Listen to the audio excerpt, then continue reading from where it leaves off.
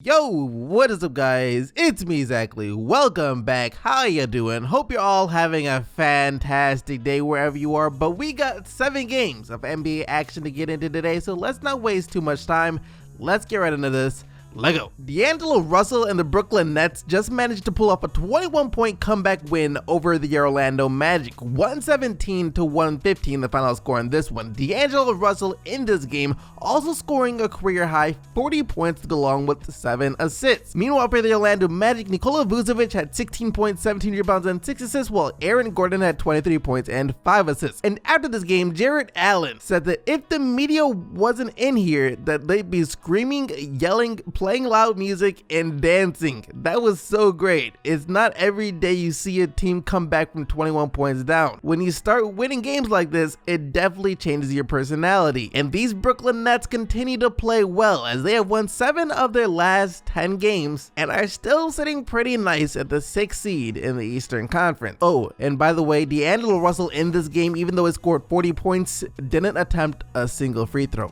He's the anti-James Harden. The San Antonio Spurs beating the Minnesota Timberwolves last night, 116-113. This game was really close down the stretch. LaMarcus Aldridge, though, came up big with 25 points and 9 rebounds, while Rudy Gay also had a pretty impressive night with 22 points and 5 assists. Meanwhile, for the Minnesota Timberwolves, Derrick Rose played like Derrick Rose once again with 23 points and 6 assists. However, Karl-Anthony Towns, on the other hand, last night, struggled. And when I say struggled, I don't necessarily mean to score the ball, considering that he did have 23 points and 6 rebounds, but I mean he struggled to stay on the floor as he fouled out in just 21 minutes of action. For the San Antonio Spurs as well, DeMar DeRozan had to set out this game with some knee soreness, and Karl-Anthony Towns said this after the game: "We had a 10-point lead. We didn't close out the show. We didn't do what we needed to do to win. That's the disappointing thing about tonight. That's our next step in the maturation of our team." Now, this quote from Karl-Anthony Towns, it really does sound nice, but then you read it again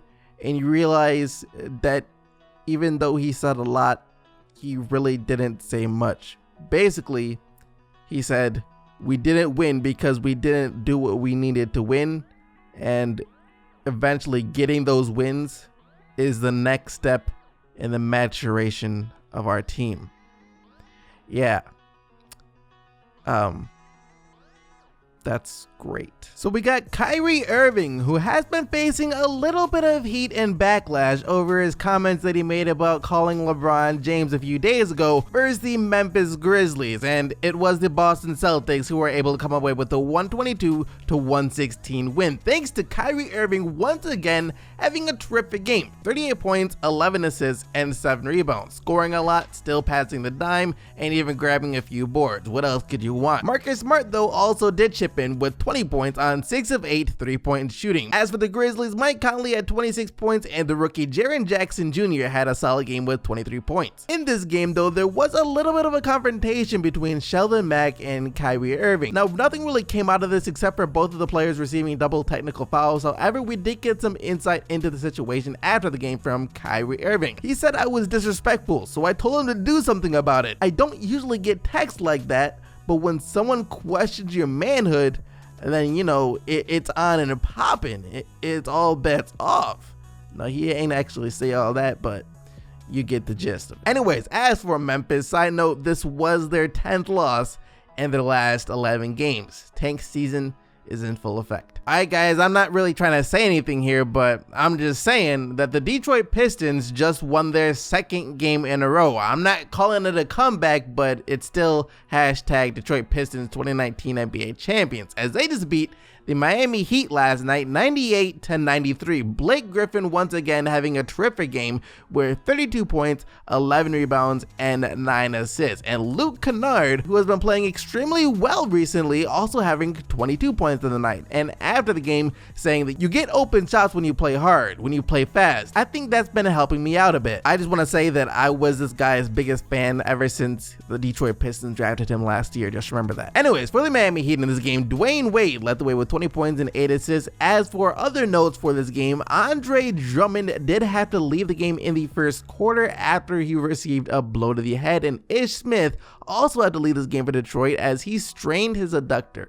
again. So the Portland Trail Blazers just avenged the first round loss that they suffered in the playoffs last year by beating the Pelicans last night 128-112. Damian Lillard and CJ McCollum combining for 44 points, Dame also contributing 8 assists, while Yusuf Nurkic has continued to play well as of late with 15 points, 12 rebounds, and 5 assists. But we all know that the star of the game was Jake Layman. That guy was balling, 20 points off the bench. As for the New Orleans Pelicans, they've been giving up a lot of points as of late. Opponents have been running up the scoreboard against them, it seems, and Alvin Gentry, their head coach, has had enough, as he had this to say after the game. We've got to do better defensively. Every night it's 130, 140, 147. We're not going to win games until we're able to guard somebody. We've got to be able to defend, and we're not doing it. Y'all need to get rid of y'all sorry bench. That's what y'all need to do. The Utah Jazz continued their little streak of dominance that they've been having last night, even though it was just against the Cleveland Cavaliers, so we can't really call it a streak of dominance continue for this one,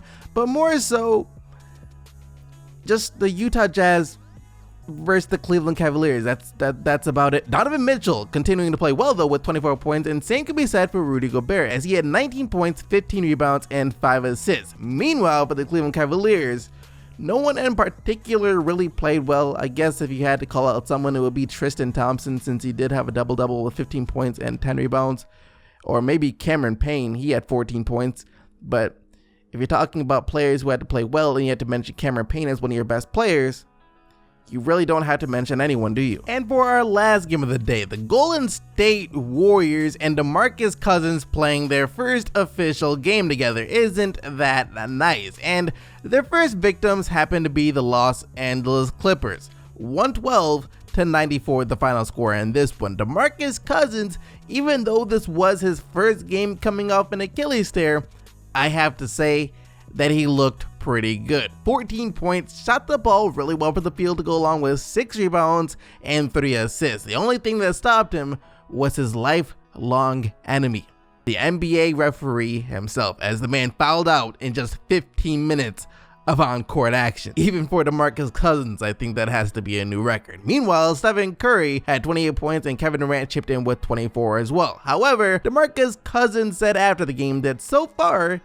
he's not really enjoying how it feels to be a part of the Golden State Warriors, for certain aspects at least, and that aspect is because of all the media surrounding the Golden State Warriors, as DeMarcus Cousins said this after the game. "This is the fakest love that I have seen in my whole life. I don't see how Katie and Steph do it on a daily basis where there's cameras all around. I don't like it at all, so hopefully this is the last day of this." Now, DeMarcus Cousins was chuckling and laughing a little bit when he was saying this, but at the same time, he did say a couple of times that he's being serious, but he was trying to be not so serious about laughing at it, but at the same time, he was dead serious. So he doesn't like the spotlight that comes in Golden State, but he's probably definitely going to like that championship ring that he holds up in June. And with that, you guys are all caught up on all of the games and action that happened in the NBA last night. Hope you guys enjoyed the video. If you did, then go ahead and destroy that like button for me. I'd really appreciate it, as it does help the channel grow. Also, if you're not already, consider subscribing to the channel so you can stay up to date with everything that goes on in the NBA on a daily basis. And now it is time to get into the player of the day, where you guys have the opportunity to vote for who you think was the best player in the league last night by clicking the little eye icon in the top right hand corner of the video.